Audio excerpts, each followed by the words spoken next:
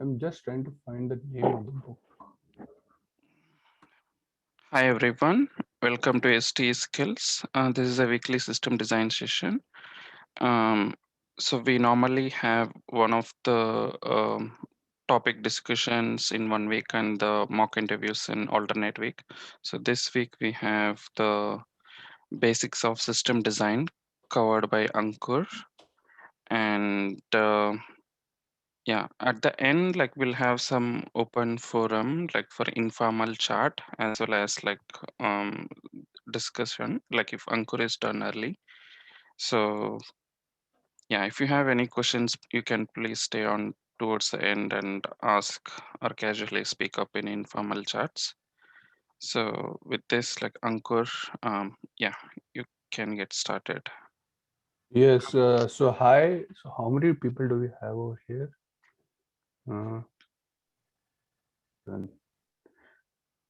Okay. So this session is going to be like very basics of system design. It's not going to be up to the level of the designing data intensive applications. It's going to be the level of this first book, which is web scalability for startup engineers. It's going to go to the very basics. For example, what load balancers are, what cache means, what database means, like very basics. And people who want to stay, they can stay. If someone feels it's like very basics, they can leave.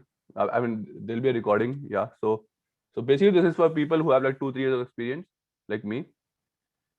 Uh, like I have a bit more, but basically it was 4 years of mobile and then 4 years in backend. So so basically, let's say someone is designing Flickr. So is there someone who has like 2-3 years of experience over here on backend, or someone who has no experience and wants to learn system design?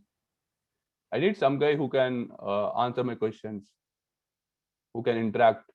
I want this to be an interactive session. Is there Yeah, someone? yeah, let's make it an interactive. I'm sure like there are some people, but yeah, Yeah, I mean I hope I mean there's. the selling point of, I mean, the what do you say, the MSP or the USP of this session has to be interactive. It's not. I don't want to just keep on blabbering. I want people to keep saying something. Okay, so let's say we are designing Flickr system. So I know what Flickr people know. So it's Instagram. Everyone knows what Instagram is. Upload photos, view photos, but Flickr is Instagram minus all the social elements, right? We are not. So this is just uploading photos, uh, downloading photos, or you can call it view. And we also have some type of associating users with photos. Okay, and nothing else. So can someone give me how would you make this application on your laptop? That is how we all start, right? I mean, that is how we all started designing applications. We get an idea, we develop them on a laptop. So can someone say how would you even start? Like, what is the basic design? Like, what web app you will use? What database will you use? And then from there, let's see what I mean. From there, we'll start designing. We'll start going into concepts. Does someone want to explain?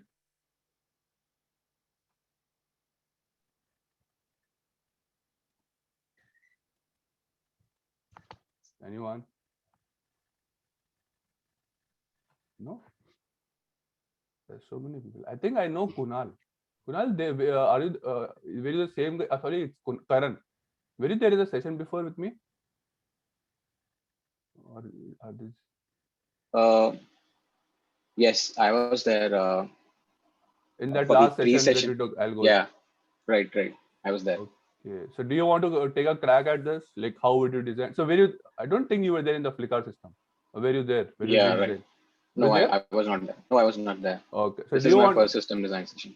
So do you want to take a crack at this? Like, how would you make it on your laptop? So have Mm, you ever designed backend systems? uh, like not much. I have only 2.5 years of experience, but No, but uh, just let's start. How would you do it? How would you make this application on your laptop? Like I'm not going into APIs or your exact code. Just what systems are you going to do? What are you going to set up? So basically, so we are talking about we want to upload images and download images, right? Yes. So first of all, we need some hosting place where we can actually store the images. Um, so it depends like how you want to store the image, right? So let's say Um, we use database for that. okay. Okay. So So what type of you database do you use on your laptop? MySQL. Okay. What else? What else would you need? So are we like storing the whole image as it is in the database, or like we are Yeah, just like a storing blob. the Yeah, metadata? right now let's Okay, assume it's a blob. okay, yeah. Then it's a blob. Then it's we can create tables in our database, right? With some Yeah, that's each. fine. That is fine. What else do you need except database? Okay. Mm,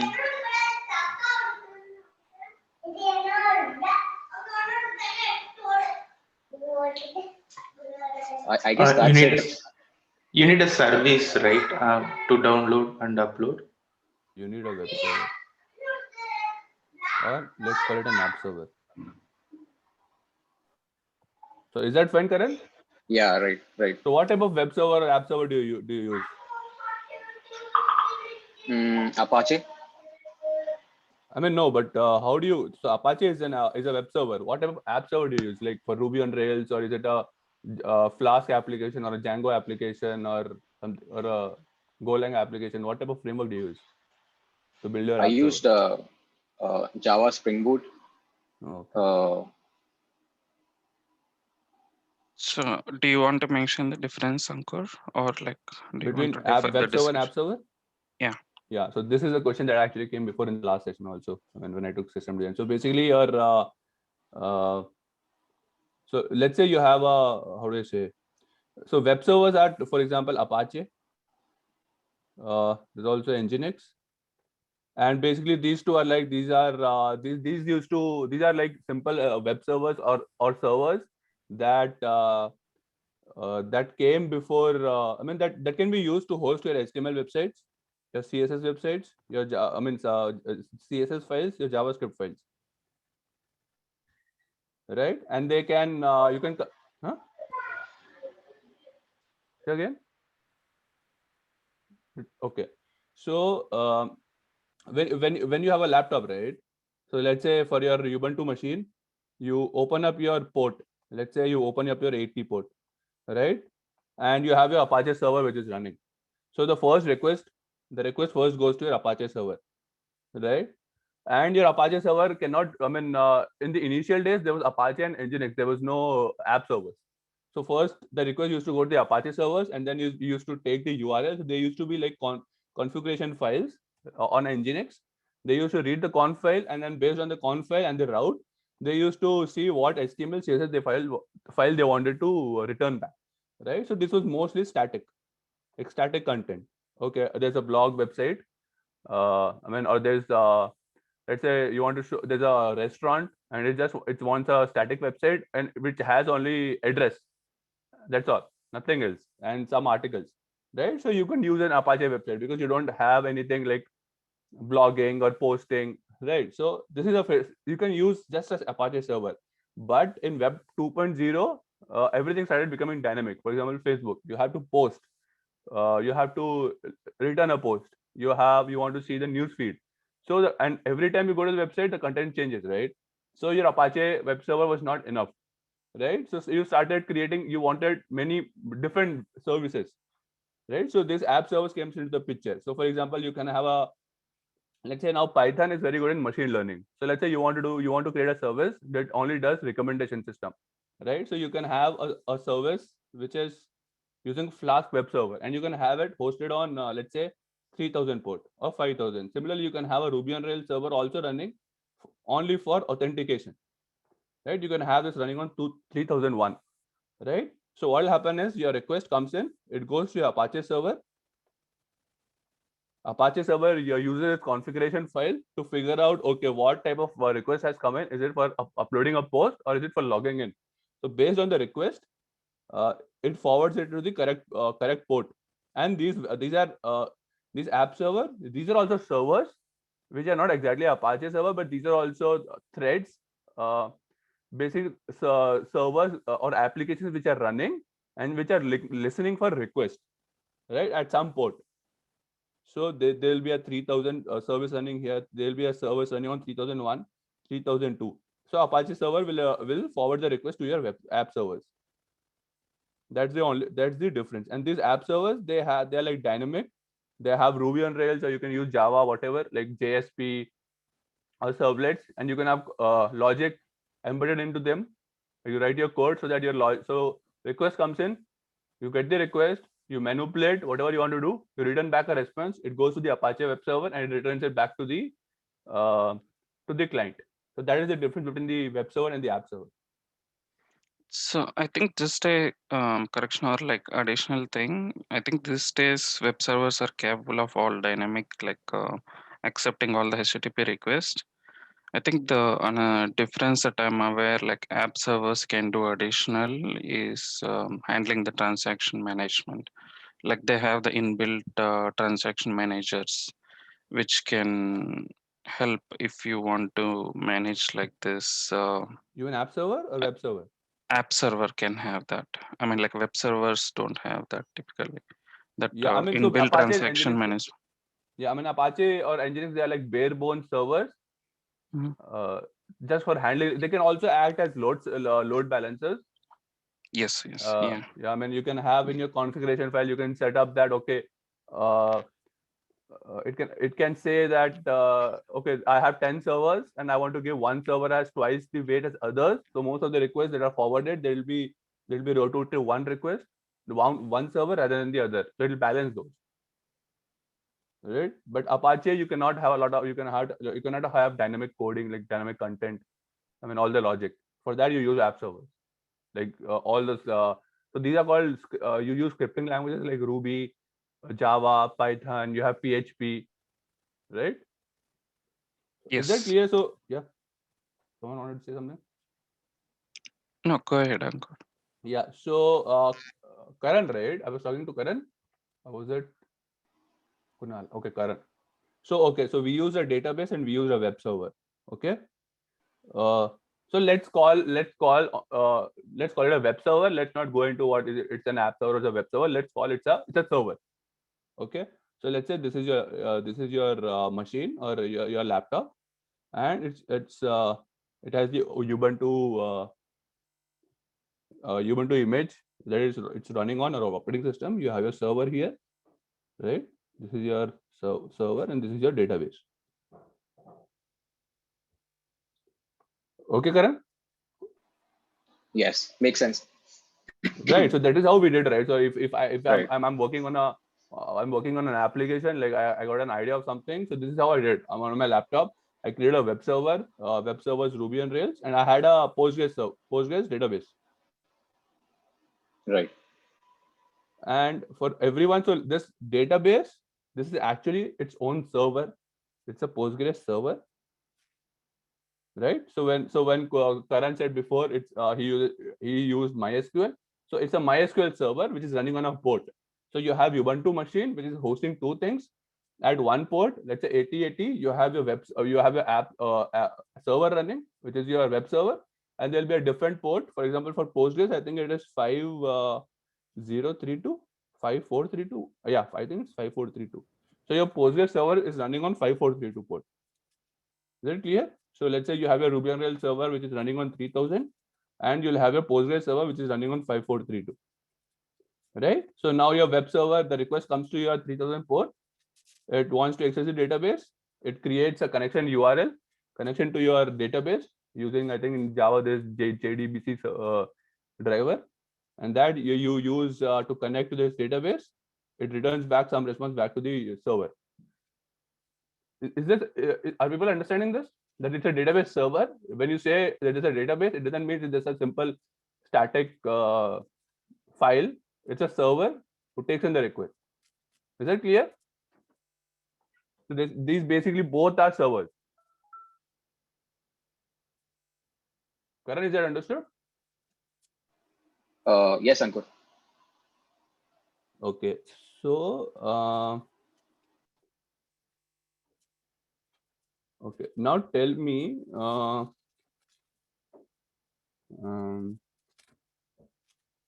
okay, what are the so you know, do you know what CPU means and what and what is RAM and what is compute intensive and what is what's say space intensive or disk intensive? You know what that means?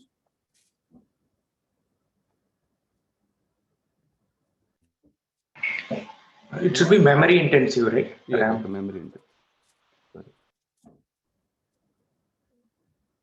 So is it memory intensive? Something like IO bound operations are more? Yes, IO intensive, not memory. IO is disk actually. So I think it's yes, disk. I mean the RAM or So there are disk. two type of like IO intensive and compute intensive. Yes. So yeah, I think instead of RAM you should write disk. So like Actually, it depends, right? So if you have a chip or something, right? So then it may be RAM also. If it's like yeah, Yeah. typically RAM is pretty fast. Like it's just next to L2 cache that CPU can access, right? So I mean, like, yeah, I think there is some limit still on the RAM on how much CPU can do, but like, yeah. So So yeah, go ahead. yeah, if memory, so there could be a memory intensive as well as disk intensive, right? So there could be three, like CPU, memory, and disk. If memory intensive application, you started using more memory, then probably if you enabled swapping, then you might use disk as an additional RAM. So that will delay your application processing. So it could be three different things here. And if you say CPU intensive, then you are processing a lot of calculations. Like example, if matrix multiplication or heavy calculations, if you do, then you might be processing a lot of CPU instructions, and then it may go to CPU intensive class. And disk intensive is like IO processing. If you try to read, like databases generally do that, a lot of disk operations. Then you might go for an IO intensive operations. Yeah. So Karan, so what laptop do you have? Is it a Mac or is MacBook it a Pro. Windows? Yeah, Mac. Okay. So what is its configuration? How much RAM does it have? I'm not sure. Okay, let's say it's a 16 GB RAM. Yeah. Right, and let's say it has 4 cores. Right, and let's say it has let's say 256 GB of disk space. Okay. Fine. Now, now let's say out of your now you have your single machine which is Ubuntu or MacBook, right? It has two servers running, which is one is your let's say Ruby on Rails server, and one is your database. Okay. So now the question is, among these two servers, who is more dependent upon the CPU, and which one is more dependent upon the disk? Sorry, not disk, sorry, RAM. Which is dependent upon more on CPU, and which one is more dependent upon the RAM? More dependent, and both the servers, they will use CPU to some extent. They both will use RAM to some extent, but which is more dependent on the other? So let's say you get a request for uploading photos, right? And so this is one request. Second request is you want to touch your database, and there are like millions of requests, or let's say thousands of requests, which are trying to fetch the same thing, right? So it has to keep going into the disk to fetch it. Now the question is, let's say it's a simple query executed multiple times.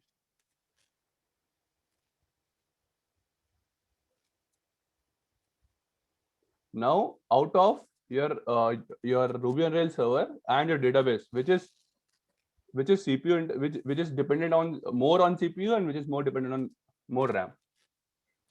That's the question. If anyone else also wants to reply, go ahead.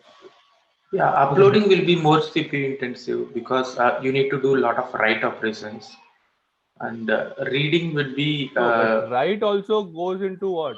Write is database. Correct. Uploading photos means Correct. more processing, right?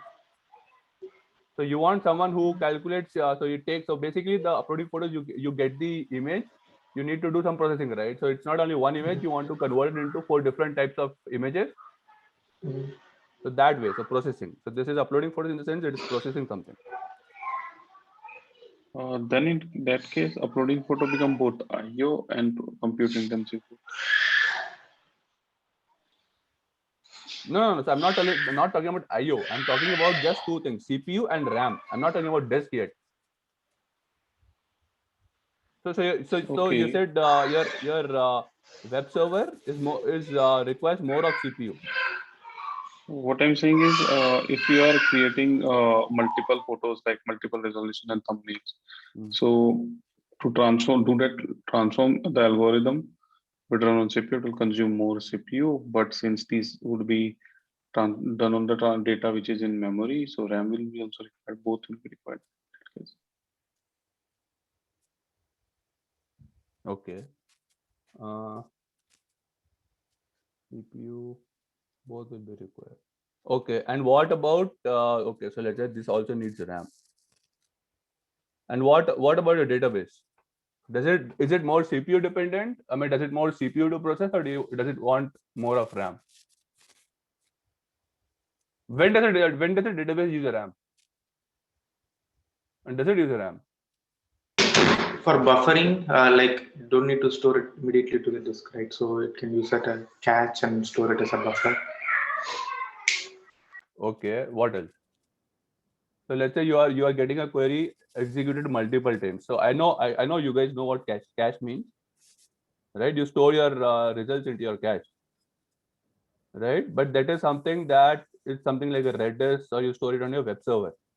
But what about the database? Does it use RAM for anything else?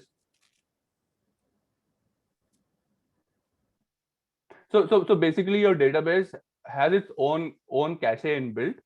So if your database by default, if it sees that there are 1,000 queries for the same request for the same type of data, it will move some of the data back to its own RAM, right? So that will be huh? that will be dedicated to the database, right? Just for the performance Of the database, yes. Yeah. Right. So you have a single Ubuntu machine. So this is what the point is. You have your Ubuntu machine. You have your web server which is running over here. One second. Okay, so you are saying that to increase the performance and just to monitor the performances, it will use RAM, right, of the same machine? Yes. So basically you have your server and your database running on the same thing. Now, let's say a request comes in, and so, okay, now let's say for this database, right, you want to increase the RAM, right? So let's say you want to go from 16 GB RAM to 64 GB RAM. Because database, they're totally dependent upon the RAM. They don't use CPU at all. They do use a bit, but not a lot, because they don't get computive intensive requests, right? So your database, it's just dependent upon the RAM, right? And your CPU and your this machine, it's more dependent upon the CPU on cores. But just a question, like for the indexing purposes and all, if we have heavy indexing and if we have hypertables of something like that in the timescale database, so it will be more CPU intensive, or it will be more IO intensive operations if I query for millions of data? That someone who has someone can explain who has idea with that. I don't know. Like you're saying something related to indexing. Yeah. So if we are considering database for this CPU intensive or IO intensive, so if we use some type of timescale database hosted in Postgres itself, and we have millions of data and we are querying on that, so that will also be like CPU intensive. It will have basically both on the same balances, right? Can be in some cases. But so are you saying about that indexes like B plus trees and hash tables that are used for creating the whole indexing? Yeah, correct. I mean, if you have millions of data on the timescale database, so that will require much CPU related operations, right? Yes, exactly. So that is yeah. So you're saying it uses CPU as well as RAM. But right now we are considering only a single Ubuntu machine, and we are just trying to figure out like you have one single like Ubuntu machine. It has a server running, it has a database running, and I'm trying to like go to the point that database and your server, they are dependent on two different things. Right now your CPU. So let's say you want to upload an image, you want to process something, like you send in a request to your web server and you want it to process. It is dependent upon more cores, and if you have same system which has a database also, it requires more of RAM, right? So and so let's say your database, you want to increase, you see that okay, 256 GB. Is it clear till now? Yeah, it's fine. Karan, are you following? Is everyone following? I am. Yes, Shankar. Yeah. Yes. Okay, now let's say you have your database, right? It is only 256 GB, right? So I'm taking this example. It has only 256 GB. I mean, the whole system uses 256. The majority is taken by your database. I mean, your machine is not doing anything else. It's just for hosting these two things. The web server uses not it uses some disk like for file systems and anything for local file system, but majority is taken by your database. Okay. Now the second question is, now let's say you find out that instead of using now let's say your whole system is up. Okay, it is taking the request, it is going to database, it is returning back, right? Mhm. Now my question is, now let's say you figure out, okay, now database is not enough, I want to increase from 256 GB of this whole system from 266 GB to, let's say I want to make it 2 terabyte. Fine. Is that's a possibility, right? Yeah. Okay, so what will you do now?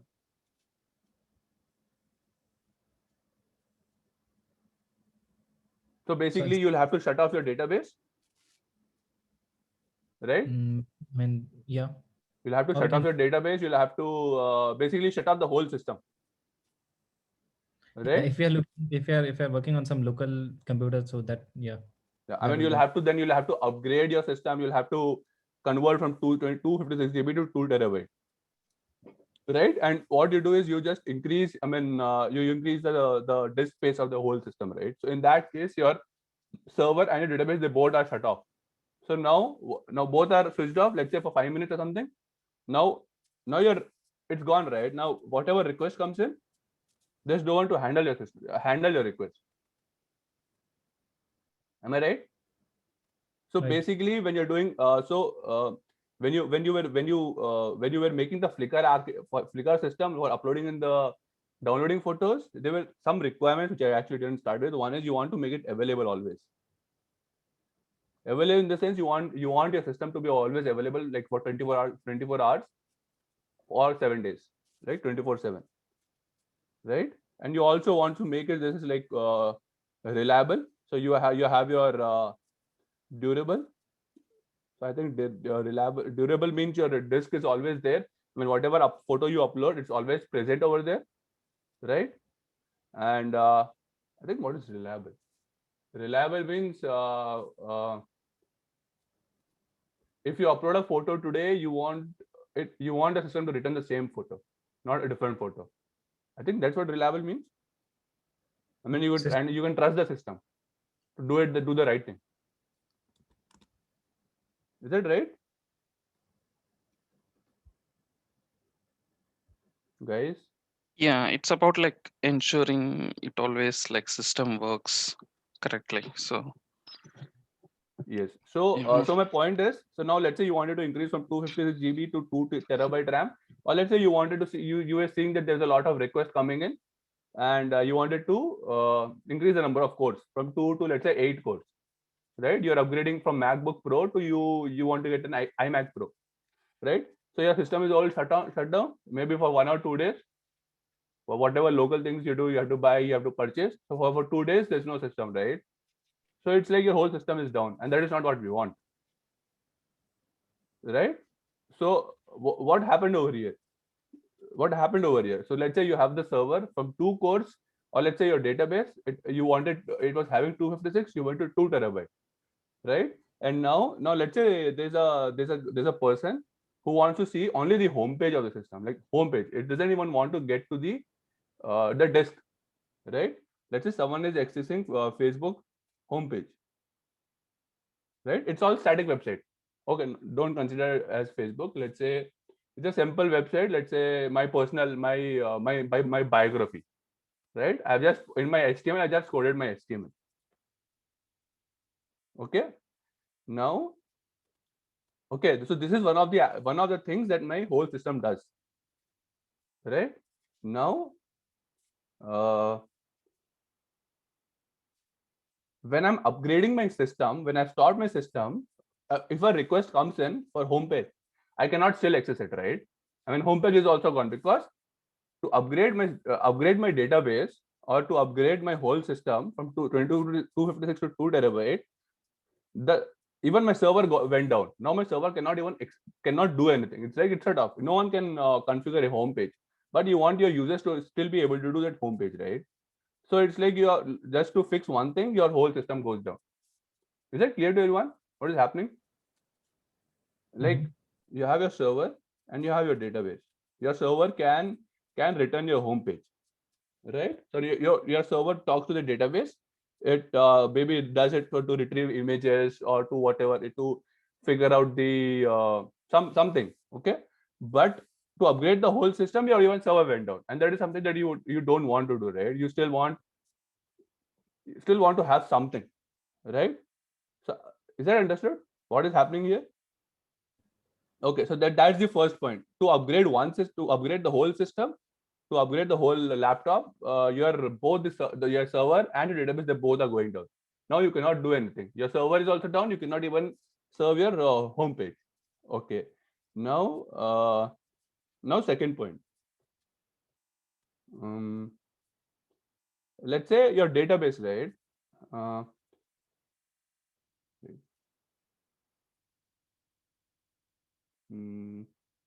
So you can say this is as your laptop, right? It's a single point of failure.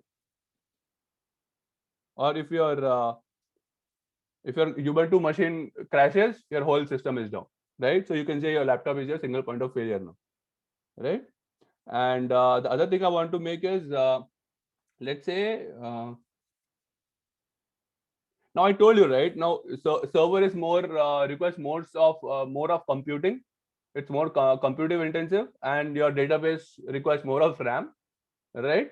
Now, but people also kept saying that your server is computer intensive, but your database also might use computation, right? For all the syntax and everything.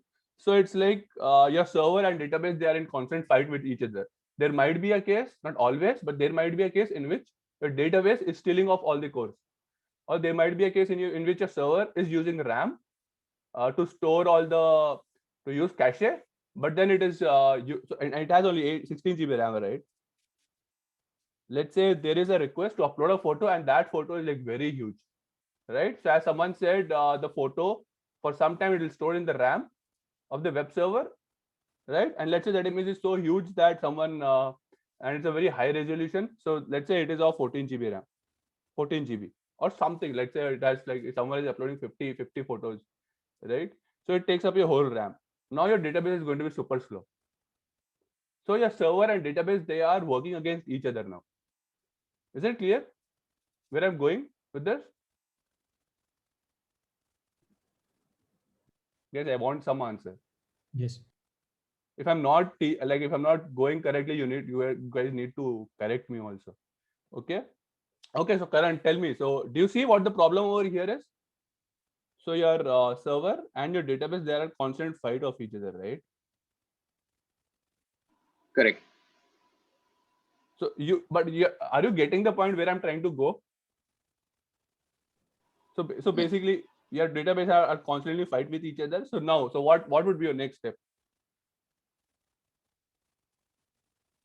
And this is also your single point of failure, right? Now you want to have a database. If I have, so your first thought was, okay, if I'm giving 256 GB of if I have 16 GB of RAM, or let's say 32 GB of RAM, I want to make sure that most of that RAM is only accessible to the database, and I don't want someone else to steal it. Similarly, for your web server, if I'm giving it 8 cores, I don't want my database to steal some code out of it. So what would you do? What would you do next?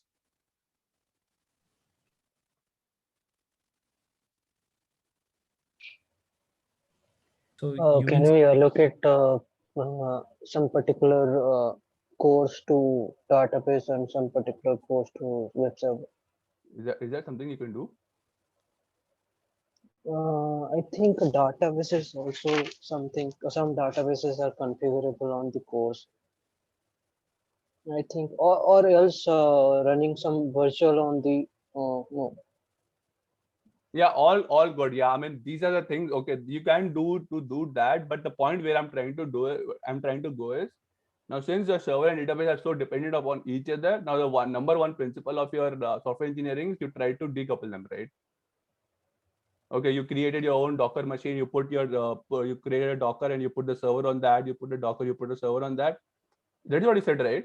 I think someone. Yes, actually virtual. But even in that case, I think okay, I think what you're saying is in the Docker itself, you can configure how much space this Docker will use and how much space this Docker will use. Yeah, even cores also. Okay. Yeah, but still you have not removed the single point of failure. What if the whole Ubuntu machine goes down? You're still both the Dockers are down, right? So you are saying basically if it is a single system, it is a single node and it's a single point of failure. That's what you're yes, right? Exactly. And that is a single point of failure. And also, yeah, say again. We can add one more server, identical server over there, and that can be there can be another server hosting like Apache or something. That is the gateway can work as a gateway for us, and these two servers can be sitting behind that main server, gateway server. So are you saying 2 MacBook Pros? Or are you saying two web servers in the same there will be system? 3 MacBook Pros actually. What I would suggest is there can be 3 MacBook Pros. One would act as a gateway, so that is hosting our website. Like whatever the request is coming first, it will enter to one MacBook Pro, and from that it will be fetching, sending it to the second two, routing in a kind of shared manner or something. Sending the request. So if we are sending or taking out any web server, like say second two out of that those 2 MacBooks, if we are taking anyone down, then request can be routed to one of them. Okay, so basically you said you said you're going to use a load balancer, right? Yes. So one MacBook Pro will work as a load balancer and the API gateway. Yeah. So you're so is that clear, Karan? Like everyone, what this idea was. So who did I just speak to right now? Yeah, it is Dilip. Okay, Dilip. Yeah. So did anyone understand what idea Dilip gave just now? So there was a single point of failure in which your whole system was going down. So your one system had the web server running and also the database running. And let's say to upgrade the whole system, I wanted to go from 256 to 2 terabyte. It came down. So to remove the single point of failure, what did he suggest? Did everyone understand? I don't mind taking names of everyone. I want to make sure that everyone is following this. Yes. What happened? Why were you laughing? No, you're just taking names on that point. So that was only one guy. What about the others? Yeah, Mishra. We are following. Yeah. Okay, so you have. So basically, the idea is he wants to scale the server and database individually. So he wants to put server on one machine and database on another machine. No, he didn't say that. He said he's going to replicate one. So he had one MacBook Pro with some configuration. What he said is he's going to use one more machine. He's going to create one more machine with the same configuration. He's going to have the server and database on it also running. And what he's going to do is he is going to create a load balancer. Right? Okay. He can have more 5 machines, right? And let's say we are trying to upgrade this machine, the first machine, right? So let's say we want to upgrade from 256 to 1 terabyte, right? And you have a load balancer. What you do is you don't upgrade all your machines at the same time. You upgrade one machine, right? You want one machine, like you want your website to be responsive, right? So what you do is when you're trying to upgrade one machine, you tell to your load balancer, okay, now one machine is down, send your request only to the other 4 machines. Now when the first machine is up, let's say it goes from 256 to 2 terabyte, Right. Now what you do is you take down a second machine and upgrade it. But at that time you have 4 other machines which are still up. So now you're still able to, still able to work around. Your website is not down now. That is what his suggestion was. To remove that single point of failure of having one machine. Now at least your website is available now. Right. But still the data is like, it's not like if one of these nodes goes down, then it's possible, right? We can lose data. Yeah, so we'll go into that as well. So that is why we are building upon each, because I'm not sure what the level of understanding is with everyone on this group, and there are people who are also leaving. Like it started from 31, now it's 22. So I don't know if people are leaving because they're not understanding, or maybe it's too basic, right? So as I think it was Dilip, right, who just suggested something. So basically, so that was one thing. The first point was you removed a single point of failure from having just one machine, right? The single thing was now you have your same machine running, right? Now your server and your database are stealing things of each other, right? They are stealing things of each other. Now, when someone suggested you use a Docker machine, but you only say that Docker, okay, this Docker machine needs to have only, let's say, 16 GB of RAM. But what if tomorrow instead of 16 GB RAM, you get an 18 GB RAM request? It consumes your 18 GB of RAM, right? So what will happen now? Now, because if this steals, now one of the machines will become irresponsible, right? Irresponsive. So what so someone wants to say something where I'm going with this? So your server and database are dependent on each other, like they're stealing things of each other. So I think one of the ways to decouple that would be to separate those servers from that single machine, and instead create a new machine which has a server running, a web server running, and which has one more machine which is already database running.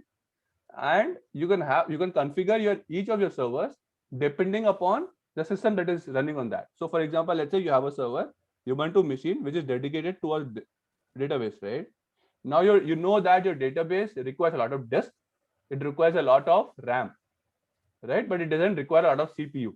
It might need, but I'm not saying you just use one CPU.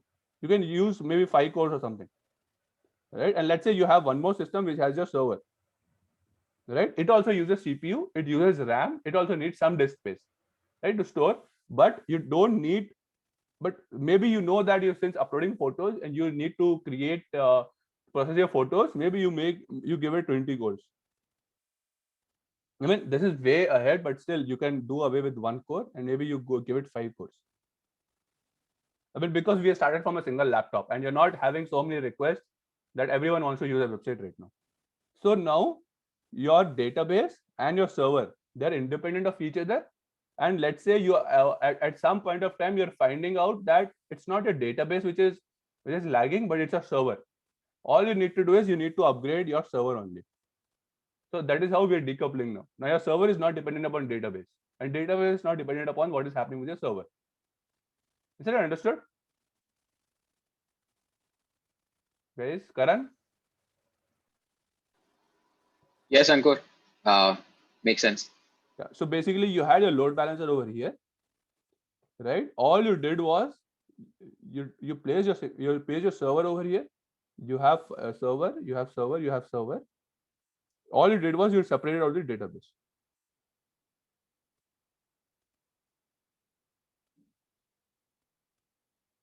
Now you can scale. Now you can do whatever you want with this server and with this database independently of each other. Is that clear? So how we are, why having one single machine and having server and database on top of each on a single machine, how it will help? What was the drawback and how this helps? So let's say you have one machine, right? You have your server running and your database running. Let's say that there is something called vertical scaling, and so by having multiple systems, right? So when Dilip said we'll have multiple machines and we'll have one load balancer, this is called horizontal scaling, right? And the previous version when I was going on where okay, this is using 256 GB RAM, 260 GB of disk, and let's go to 2 terabyte. right? So you're doing actually something called vertical scaling.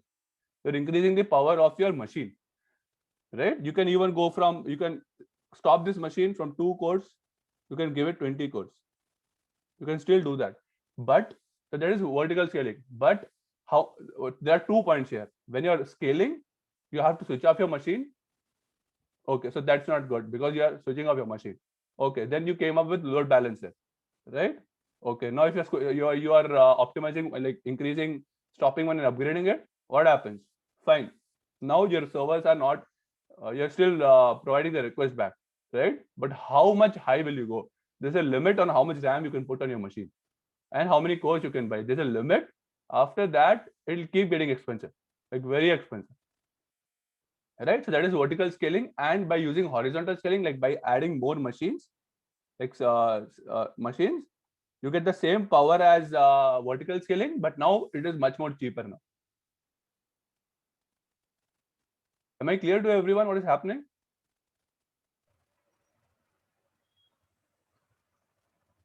So I would ask this question that what do you suggest we should do on when it is a DB is our a relational DB? I think this individual DBs, if they are not connected to each other, then it will make a problem, right? You mean say this DB, these 4 DBs? Yes.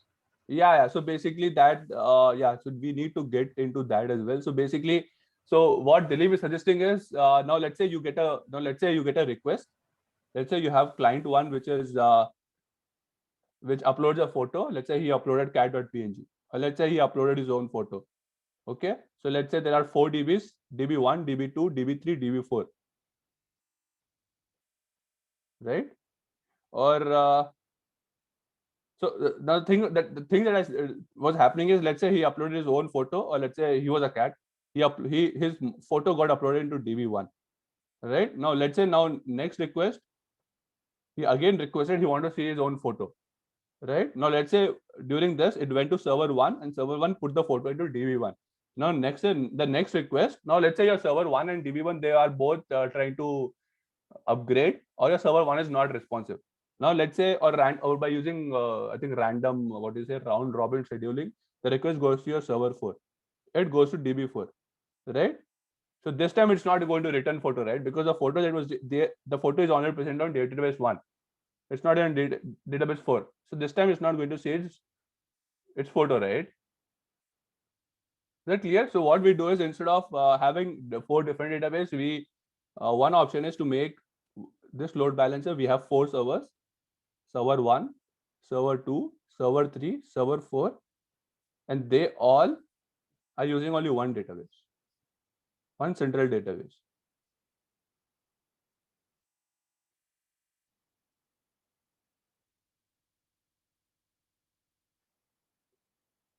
Is that clear? I mean, how we what problem we saw, and what we are actually going to do, like one database only. Is that clear? But it is here, adding if a we single pointer failure, right? Yes, exactly. So basically, Yeah. now, okay, now tell me, okay, so what are your SPOFs here? So you said your database is your single point of failure. What else? Load balancer.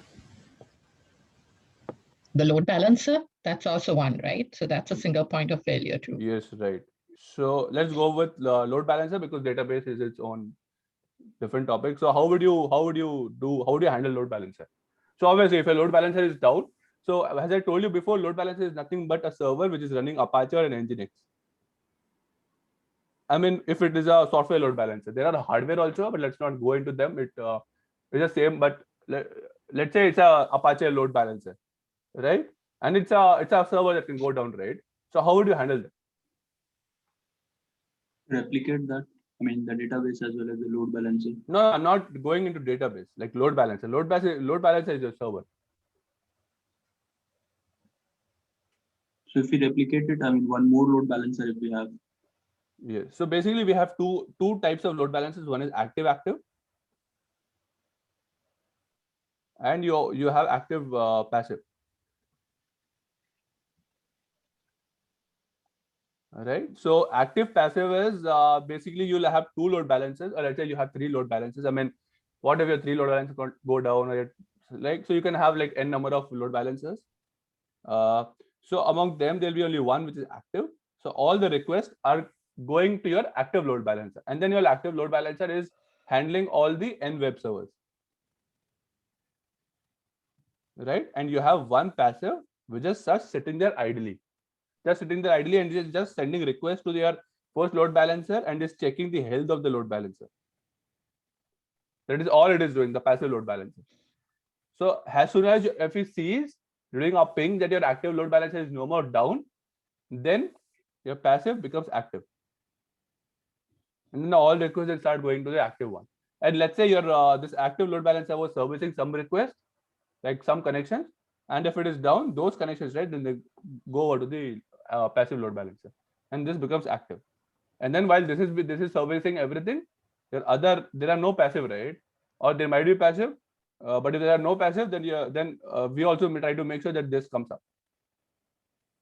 And as soon as this comes out, it becomes passive, or whatever you want your algorithm to be like, right? And similarly, you have your active. In your active, you have, let's say you have 2 load balancers. Both the load balancers are going to work on 50% of the request and 50% of the request. So 50 go here, 50 go over there. And if one goes down, 100 go over to the other one. So that is active. So that is how you make your load. Now your load balancer are no more of a single point of failure now, because you have now 2 load balancers, right? And I think I mean AWS gives load balancer like Elastic Load Balancer, and they give you they have like a network load balancer, they have application load balancers, and so this is how you do remove a single point of failure from your load balancer. Is this clear? Sorry, but one more In the doubt.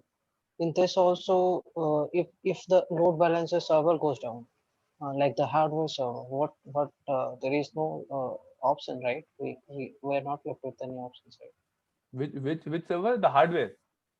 Yeah, the hardware goes down. The MacBook that we were using. No, but you had multiple, right? You had multiple machines which were acting like load balancers.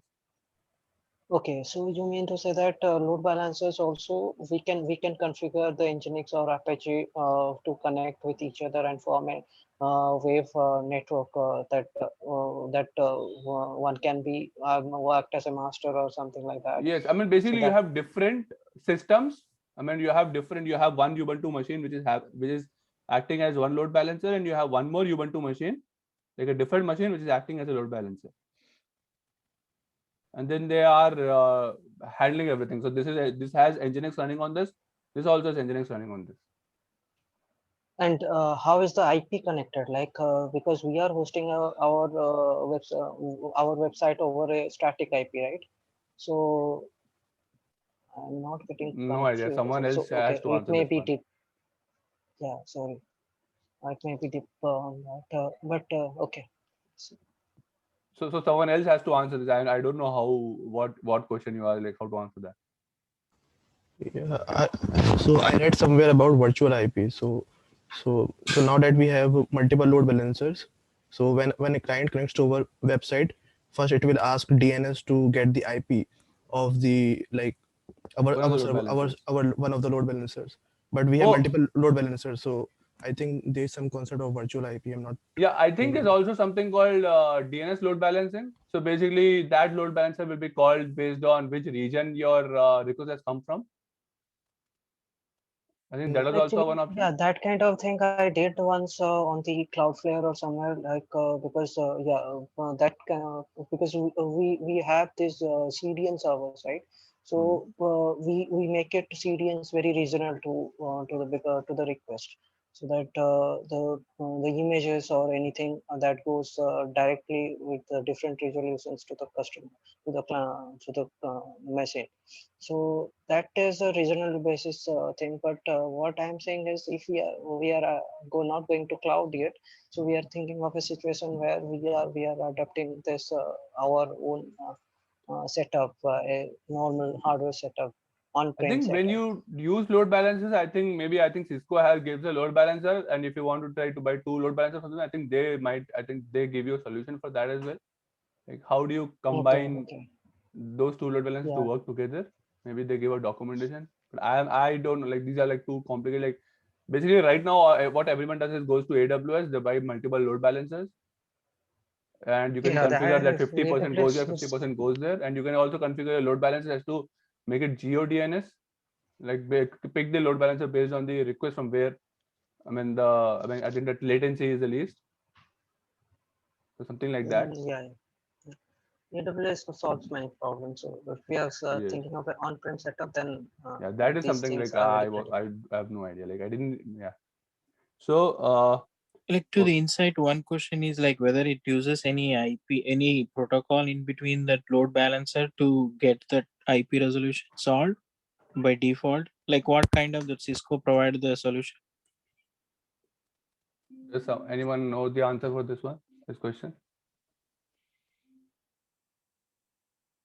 That is too deep. I don't know. I'm sorry. Okay. Yeah. Okay. Okay. Now, before we go into the database, database is your single point of failure. But now it's not, database is not your single point of failure, because even if your database goes down, you can still serve your request. Right? You can still serve something. Let's say you can still serve from your cache. You can still serve a home page. So your database, it is a single point of failure. Like, but if it goes down, your server is still running. Right? So your database, I will go into database not now. Maybe we won't even get into that because. But before that, I want to talk about something else. Okay, now having a load balancer, right? Okay, now let's go back to the load balancer. Now let's say there's only one load balancer for now. Let's keep it simple. Now you have only one load balancer, right? And you have, let's say you have your 4 servers, right? And let's say you have a user which is logging in, which logs in, and when it logs in, the request goes to server 1, right? And then server 1 talks to the database, does something, retrieves some information, and it stores something into its session. You guys know what session means? So let's say, and your session is characterized by the cookie, and cookie is something that is sent back to the user Chrome browser. And next time when the user sends back a request, the server looks at a cookie to figure out what session to use, which session to use. Was this user already logged in, or is there any other information about the user that I want to see? For example, from which browser or which device he logged in last time, or any information. So you guys know what session cookie means? Yeah, sticky. I mean, stateless and stateful. You are talking, right? Yes. I'm trying to go there, but before that, I'm trying to build up into what is happening here. So you guys know what session means? Where the session is stored? Yeah, in the browser client side itself. No. That is your cookie. But each server will also store something in its own RAM. Yeah. So that is session information for each client. Yeah. So that is your session, and the way to access the session is by using the cookie, which is actually sent to your user back to the client, and each request it sends back a cookie. So basically, when you see HTTPS in your when you click on a link, let's say google.com, and you see HTTPS, that means when the cookie is going to the server, it is all scrambled, so that no one can get into the network and steal the cookie and then log in, right? So basically, when so let's say it hits the load balancer, right? Till here, the connection is using SSL. Once it comes into your system, it removes the SSL connection, it decrypts it, and then it whatever cookie goes in, it is descrambled or decoded one.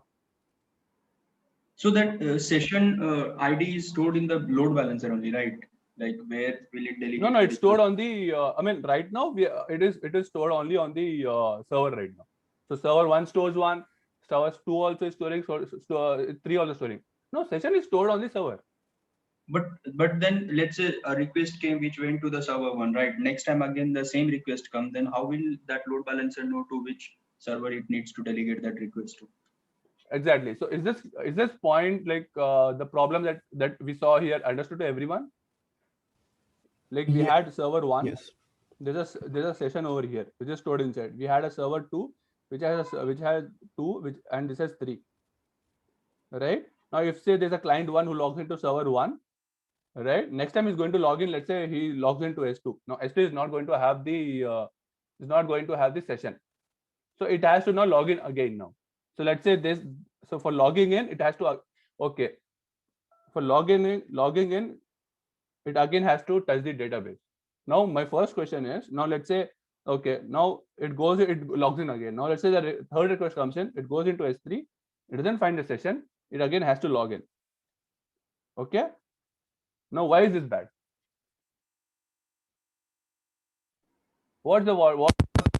It takes a lot of time. Like again, the latency will be adding because of the login time. Because it is touching the database, and anything that touches the database, it's going to be slow. Network call will be higher. Yeah, so that, but I think the bottleneck is your database. I mean, if database is taking, let's say 5 seconds, everything else will be much lesser than 5 seconds. I mean, yeah, I mean, you're saying that let's say your database is in India and your server is in US. Is that what you're saying? Yeah. So network call will be there, right? I mean, it will take. Yeah, that's one thing. But let's say your database is still in the same region, right? In that case, the reason you're trying to store the session is so that you can avoid going into the database, because database is your bottleneck. Going into the database is slow because you have to eventually go into the disk, and disk means you'll have to do random IO, which is like the slowest thing ever. I mean, in your whole system, random IO our other things kept aside, like Geo and everything. You don't want to be touching your disk. That is what your first rule of thumb is, right? So that is why having sessions. So that is not going to happen. Now give me one solution. How will you remove this? No one knows what sticky sessions is. That's not going to sticky. What is the first thing that comes into mind? How will you solve that? You can keep a global variable, I mean, in the center itself somewhere. So that no. That also you're going into Redis memcache. Okay. Yeah. Not even that. That's the most brute force solution here. Brute force. Yeah, even coming up with the brute force. Yeah, think about that. Means you need to session all these IDs to be communicated to all of them. Exactly. S1, S2, S3, and exactly. So basically, let's say there's a user who logs into server 1. It creates a session. What the server 1 is going to do is, you're not going to return anything back to the user till now. He's going to send a request to all the servers. If there are 100 servers, let's say not 100, but 5 servers, it is going to make all the servers, and it's going to tell all of them, this is the session, this was the update your session. So this way you're trying to keep the session same everywhere. So you're synchronizing all the servers, right? Yes. So okay, so update synchronizing. Yeah. Somewhere, let's say S2 fails, then S2 fails, it then gone. Then F2, if S2 is gone, if S2 comes back, it will try to ask its maybe neighbor to give me whatever the latest session was. Like, so give me a session of all the users. Like if there are 1,000 users, S2 will say my server crashed. I don't have any RAM because RAM was volatile. Okay, so it goes to the next, the nearby server. It tells you, I know that you're latest because everyone has been synchronizing with you. Give me whatever session you had. Give me the whole store. If you had 10,000 users, S3 will be storing the session of all the 10,000 users. It will ask, okay, give me 10.3, and then S2 will store, but it's not up yet. Once it has that session, then it's ready there. Is it clear? Yeah. So like till what extent will that thing, I mean, the information will be propagated? Let's say first request came, then second request again, it will come, right? Yes. It will keep, I mean, every request will keep happening. So that's the point, right? I mean, that is why it is going to be so slow. If there are 10 servers, 20 servers, it is going to be slow. I mean, to replicate that, to synchronize all the servers, it will be very slow. I mean, that is also a thing in database, right? If you have one master and you have 10 slaves, all the slaves are not going to be up to date to your master, right? There's going to be some lag, network lag, because of the network. So it is going to be slow. And similarly, if one server is trying to replicate, make sure all the servers are up to date with the session, session store, it's going to take some time, right? It's going to lag, and you cannot even do this asynchronously. Okay, let's return something back to the client. No, because next time it comes to the server 3, there's going to be some, you're not sure if that server is up to date, right? Yeah. So you have to make it synchronous. Okay. Right? Okay, now I just told you there are 10,000 But users. is there any how? But this is a very high level, right? Just one more deep, like what kind of whether the protocol used or what kind of mechanism will be using here? Is there any standard service? I'm not aware. I think no one uses this solution. I mean, this is like a brute force solution. I don't even know if someone is using this one. Maybe you use some HTTP or maybe something between. If these servers are in the same region of AWS, maybe something they do something inside AWS. I don't know what that is. Maybe HTTP. That is the thing that comes into my mind. So HTTP do Means a post. HTTP means again the server 1 will send HTTP 1 request to server 2. Yes. So to say update service or something, so that they get update and Yes. get method kind of stuff. Maybe. I mean, that is what the first thing that comes into my mind. HTTP. I mean, that is the only protocol that we use, right? Or HTTPS if you want to be safe. But the first point is synchronizing all services. This is slow. What other thing did you see here? So basically, each server now is going to store the session about all the users. So if there are 10,000 users, each server is going to store the session about all the users. So that is also, and if your one single machine is like, it doesn't have that much space, then you're screwed. Like, it's going to explode, right? Because having 10,000 users and storing that in the RAM, you're not storing it in the file system of your server. You want it to be, the idea is to not touch the disk, right? For fetching the session store, so you store it in the RAM. So now that RAM is like only filled with 10,000 users data. So secondly, if 1,000 request comes with the same ID, then it would be delegated to the same server, right? That's also again a problem. No, it can be delegated to anyone, right? That is the reason we are trying to replicate. We are trying to make all the servers the same, because so that in future, if there's a request that client one sends again, it can randomly go anywhere. The server will still get the same session store. Okay. Right. I mean, right now we are trying. So we use a load balancer, and we are trying to make the load balancer work with N servers. Right. And for working that, we are trying to make sure that if the client one sends a request, the session store is replicated everywhere. So that the next time when a request comes into the load balancer, it can pick any server. And no matter where it goes, it is going to find the same session store. And the two things are, it's going to be slow because there is synchronization. Second thing is the session store is stored in each server. So this time it has to store all the 10,000 users information. Right? Is this clear so far, everyone? Yeah. Okay, now give me the solution. I know you want to go into Redis. What I think someone told about sticky sessions. Now you can go ahead with your solution.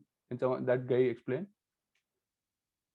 No, I was saying that rather than putting that session ID on each of the servers, you can put it in the load balancer itself. So, I mean, whenever that request comes, that type of request, it will, the load balancer will remember that this request has to be delegated to this machine. So, yes. So basically, I think this was Dilip, right? Or Shashank? Yeah, go ahead. Yeah. So basically, there is something called sticky sessions. So what your load balancer will do is, it will remember the client ID, or let's say the client IP address, or let's say client ID because 4 guys can log in from the same browser. So let's say your load balancer will remember where the client. So let's say the first request goes to server 1, right? Next time, if the same client logs in again, the load balancer is going to make sure that server 1, based on the client ID, it will remember where it needs to go. So the second request will also go to S1. Similarly, if the client 2 is stored on S2, next time, every time, it is going to S2 only. So that is what sticky sessions means. Yeah, but it's still that's a problem, right? Drawback is there in that also, right? Yeah, because basically now, the reason we came up with load balancer was to distribute the load. But now by using sticky sessions, there's no load balancing. Now it's still that load balancer has to figure out which server it has to, so the request has to go in. And apart from that, if same request comes billion times, then the load balancer will delegate it to the same machine. So that will also what do you say? Yeah, but the same client is not going to issue billion requests, right? Yeah. I mean, yeah, but the thing is, the load balancer, the reason of using load balancer is not totally gone. Now the load balancer, the reason was, now load balancer initially was doing random, what do you say? What is it? I mean, it was sending the request randomly to the server. Now it cannot do that. So that round robin stuff is gone. It has to remember. So the point of using load balancing itself is gone. It has to remember. And now, can we I would suggest one thing. Can we, when we divide the session, like remove the session from our business logic from the servers, because if we do that, then the session can be remembered by the load balancer, and the rest of the like so wait, your session is stored on the load balancer. Yeah. So suppose how we are what we are using this session. So suppose we want to know that what is the client ID, or is the client logged in, or the user logged in or not. So that can be validated in the load balancer, and the rest, once that logic is finalized, then it can be forwarded to the servers, and the servers can be headless, like just accepting that okay, it is validated, is the request what is coming is authenticated. We just need to do that. So any server can do that, right? But you're saying about authentication. I'm saying it's not only for authentication, but for other purposes also. Let's say, what if you're in your session, you also stored the email ID of the user, for example, because that is how you're communicating, right? Using email or maybe the username. But also remember, there's only 2 load balancers you've used, or maybe 1 load balancer, and you're saying that you're pushing all the session store of all the 10,000 users to through one server. That is also like your load balancer will eventually. So your purpose of load balancer is not that you don't want, like, now your 10,000 users are going to be stored on one load balancer, or maybe 2 load balancers. Now your RAM is going to be used up, right? Okay, so one more thing we can do, that in the load balancer, out of these suppose n servers we have, we can keep some limited number of servers, like 10 servers or something, for servers for only session storage. Exactly. So that is what, yes. So basically that is, yeah, exactly. So that is what Redis and Memcache are. They are nothing but servers, as you said, 10 servers, which are always on. And by making sure they're always on means you are storing the information of all those 10,000 users into your in those 10 servers, into the RAM of those 10 servers. So basically what's happening is you have a load balancer, right? And let's say you have your server 1. Let's say you have your lot of servers, right? Server. And let's say somewhere there's a Memcache layer over here. Memcache or Redis. And this will be, so this will be like separate. So basically you are decoupling your session store from your servers into something else, right? Also not your load balancer. Now whatever it needs session store, it just has to go into the Redis, into the Memcache. It just has to give the client ID or the client ID, and it can go into the Redis machine, return back the session of that user. And then there's also a DB over here, which is already present, right? So now the thing is, not this DB is, right, this is disk, this is your RAM or memory, and what you're trying to do is you want to avoid going to the disk. So this is a server. The request comes in for client 1. It goes into your Redis machine. It checks, is there a session for this guy? Okay, if it's there, it returns back. If it is not, then eventually it has to go to the DB. So that is one disk call. That is fine. But from next time, all requests will come over here only to your Memcache. Is it clear? Am I? Is a Memcache, is it a separate server, a separate node itself, right? Where that software is running? these are servers. I mean, even if you don't call them memcache, let's just assume these are different 10 servers or like 100 servers. Their only purpose is to store the session, is to store the sessions. That's it. Nothing else. Oh, okay. So I'm not. So this can. So let's say this is not memcache, because then it becomes a purpose for cache. But let's say Redis. This Redis is only used for session store. That's it. Nothing else. And since Redis is a software, we use Redis on the machines. So the Redis is also making sure that there is some load, there is some distribution, there's inside it, so that it knows which machine to go if it wants to look for a particular user. There's, what do I say? What is it called? Consistent hashing and everything. So is that clear? So this is how we offloaded a session store and put it into different machines which have Redis running, and whose sole purpose is only for the session store. Is that clear? Yeah. So it's like in place cache on each of the servers. This Redis will be placed, right? Or I mean, we'll have a global. Yeah, it's a global cache store. Sorry, don't even call it global cache. It's a global session store. Yeah. Yeah. Basically, it's not a single machine, but it's a set of machines which are running together, and the load is distributed.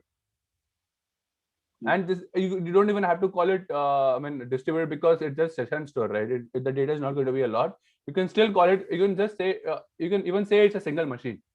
That's a single machine, or maybe there are 2-3 machines which are making Cluster. sure that the sessions. Cluster. I mean, cluster of machines. Yeah, basically they are making sure that the data is present in all the stores, in all the machines. Okay. Yeah, I mean it's not as big as a Redis cluster or a Memcache cluster. It's just a set of few machines which are just storing the session of those 10,000 users. Got it. Right, but right now we have only 10,000 users. We don't even have a million users. I think if there are a million users, then you can use a total Redis cluster for that, for storing the session stores. But right now, having a different set of machines, just storing the session store is enough for now. Is that fine so far? Am I making sense? Yeah. But again, complexity is just one. When we go million, then the Redis complexity also increases in terms of RAM and all, right? Yeah. So there's a ready-made solutions which you can use, like Redis, like Memcache, which does all that handling for you, like all those complexity and everything. It's like going to AWS. You can buy Elastic Cache or something for that, for storing the for storing the session store. It's a different set of cache machines which you're buying actually, whose sole purpose is only for storing the session store. So I think there is something called Elastic Cache.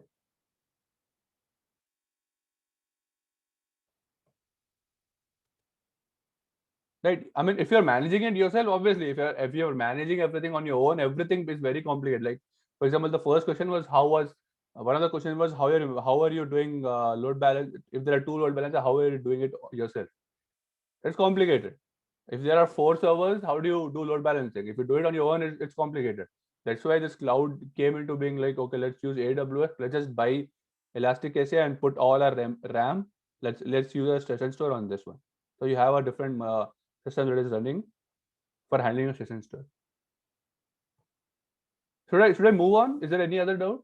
Like I mean, is there any other point you guys, if someone has more experience, maybe they want to add, maybe I'm not covering it properly. Naga, am I taking it right, this session? Am I going correctly? Yeah, I mean, like you have I mean, like how much more time you still need? Like we can discuss on like how this one. I need one more, just 15 minutes more. Maybe then we can stop, because I don't want to get into DB replication. Yeah, I mean, like some topics you can defer and like we can have another session, but like Yes. yeah, if you can wrap in 15 minutes. So I just want to cover one more thing. Like one is your messaging queues,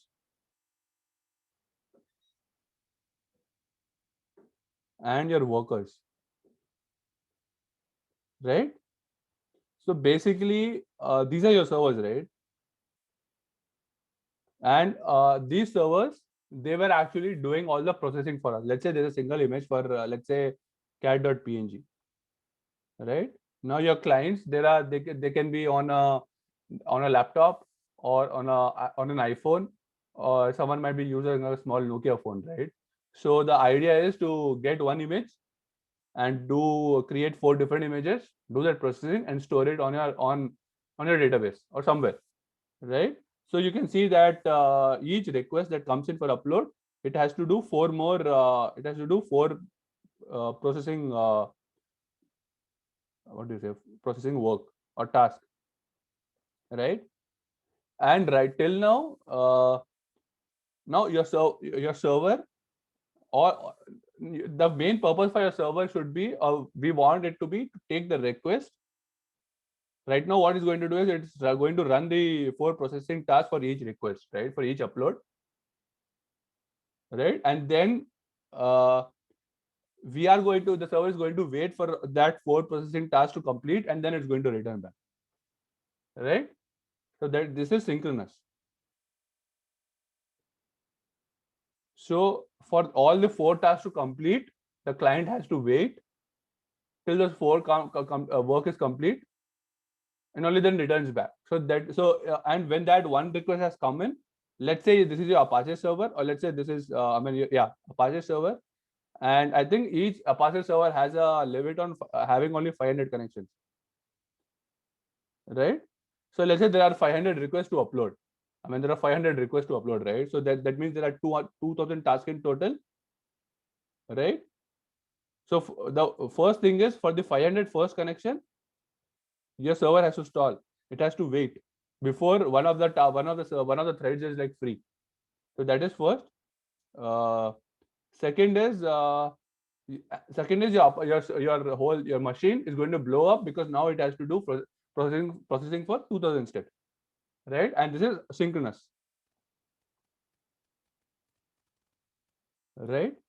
So now your server, Apache server, is doing multiple things. First is it is handling the request, and it is also doing it's handling those 2,000 requests, right, for all that 500 connections. So, and it is synchronous. So the response doesn't go back to the client fast, right? As soon as you send the request, right? So what we do is, instead of making one server handle all the requests, what we are doing is we are delegating different worker machines. We create different worker machines, right, whose main task is to do processing. That's it. So let's say this is our upload service, right? Let's say it does a lot of things, right? But it calls these worker machines. Let's say this is worker 1, worker 2, worker 3. It navigates the processing of the work to these machines. So now your this server, right, it is basically free of task processing. Now it can it can now like do other tasks that it wants, but now it has it's delegating the request to the worker machines, and whose only purpose is to process the image. Is it clear?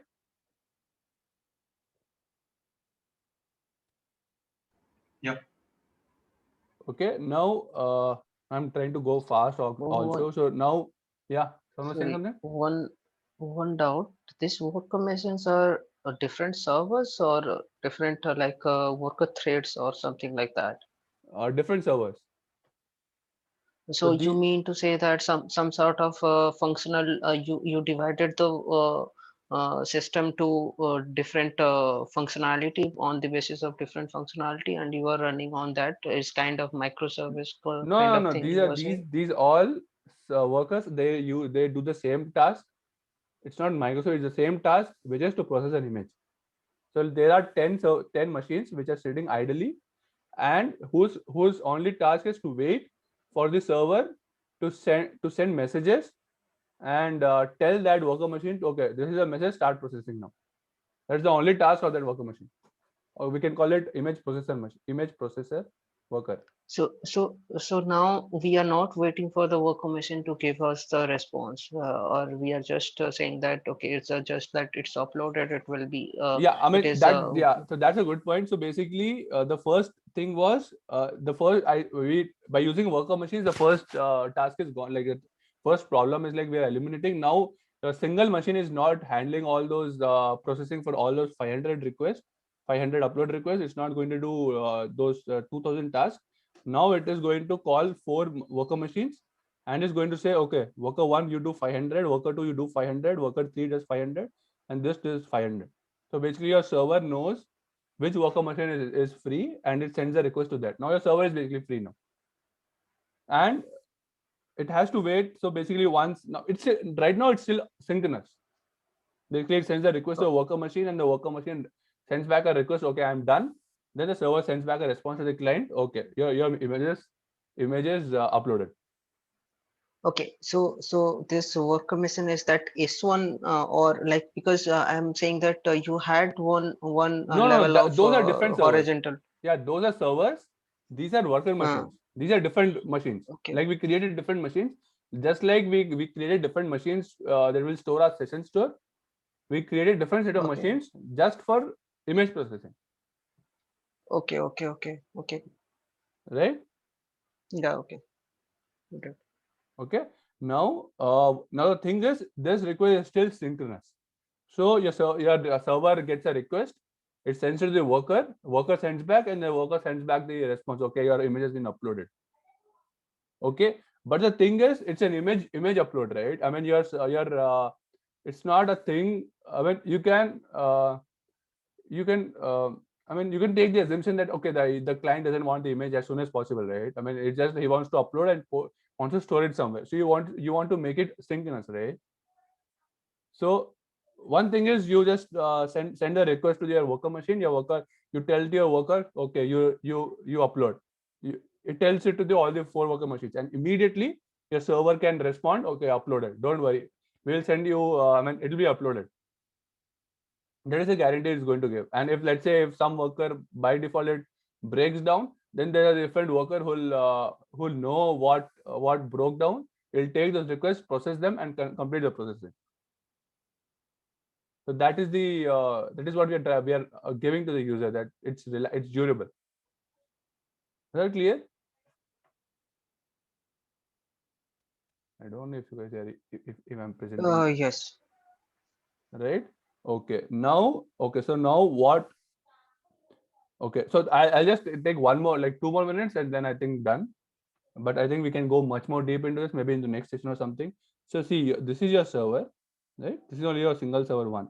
And let's say there are a lot of workers, like worker 1, 2, 3, 4, right?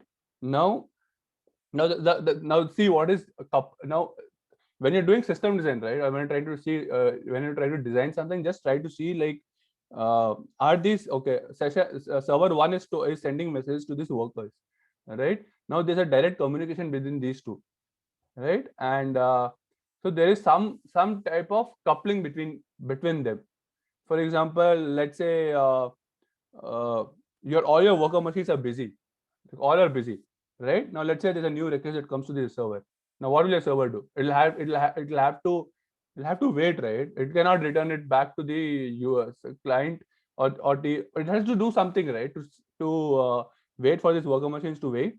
So it will have some thread which is waiting. Okay, let's see if there's a worker free, right? Is that point?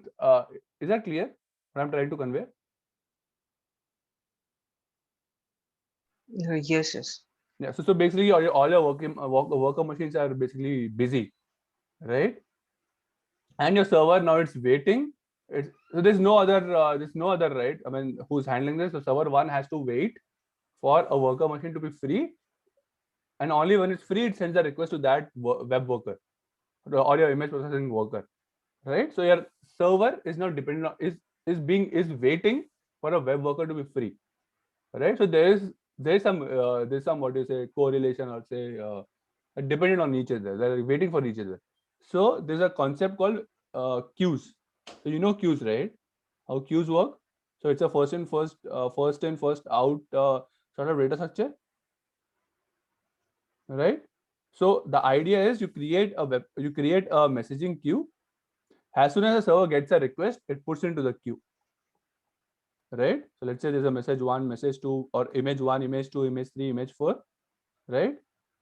And now you've decoupled your server and your web worker. Now as your server keeps getting request, it will keep putting into your queue, right? And there are web workers over here. And as your web server or image processing worker is free, it's only looking for the message from here. It's not asking the server 1 to give it messages, right? So let's say you have your worker 1 here, worker 1 2, worker 1 3. Now let's say this is busy, this is busy, this is free. As soon as it's done with all, it will go into the message queue, ask, is there any other message? If it is there, it will take and do the processing.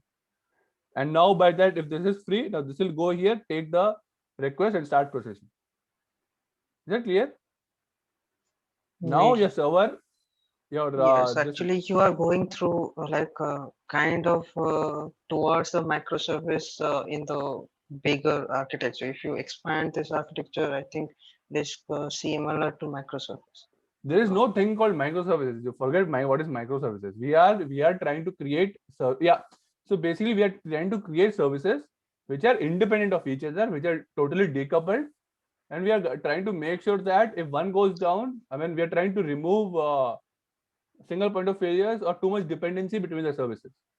Now, if there was there was no that only I am saying. So suppose our job is right now the image processing. So suppose somewhere it is cropping the image, or somewhere it is filtering, applying some filter over the image or something like that.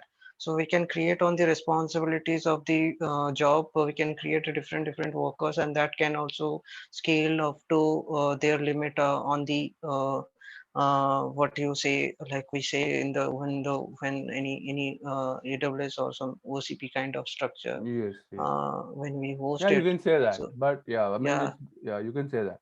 But now your I server and your web worker are basically decoupled.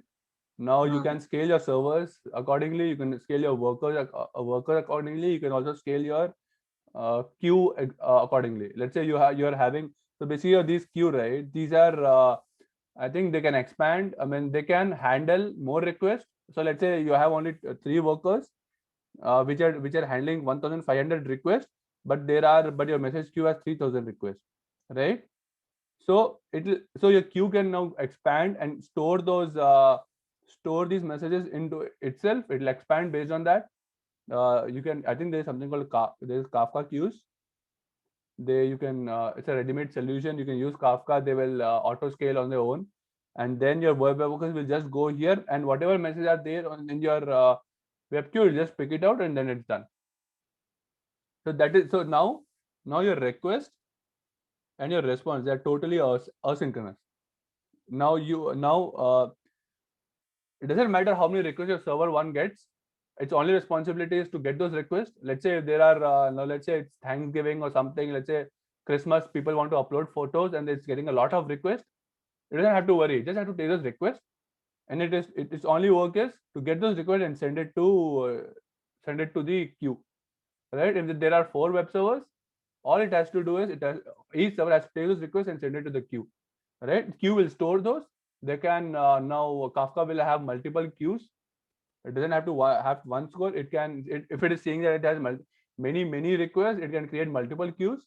It can store those messages, and your workers can keep digging into those queues to look for more messages, and then it can start processing. And once it is processed, and your server, all it has to do is, okay, I got the request, I forward it to the queue. Okay, I return success back to the client. And the architecture, what we have done is we have made it sure that once we get the image, it's always there.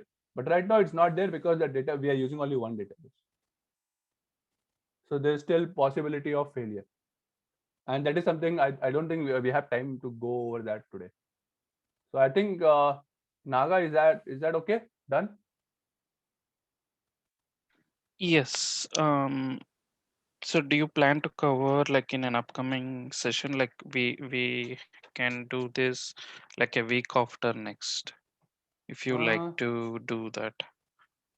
Yeah, fine. If you like to continue this. Yeah. I mean, I want to continue because this is a way for me also. Like even I'm learning system design. and I Mhm. want to explain it to guys, and I want to get ideas from everyone else also. So I want to keep continuing. Like I can take after 2 weeks. Okay.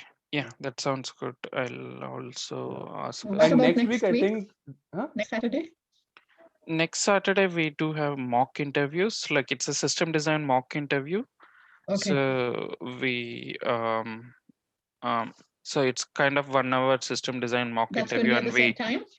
yeah, it's the same time and same session. Like, but then after that mock interview, there will be a discussion among the audience, and see like we'll give feedback both to interviewer and interviewee. Like both are volunteers, right? So it'll help them. Okay. It'll help us also as an audience. Yeah. Okay. So let me stop the recording. Okay. Thanks, Ankur, for hosting this time.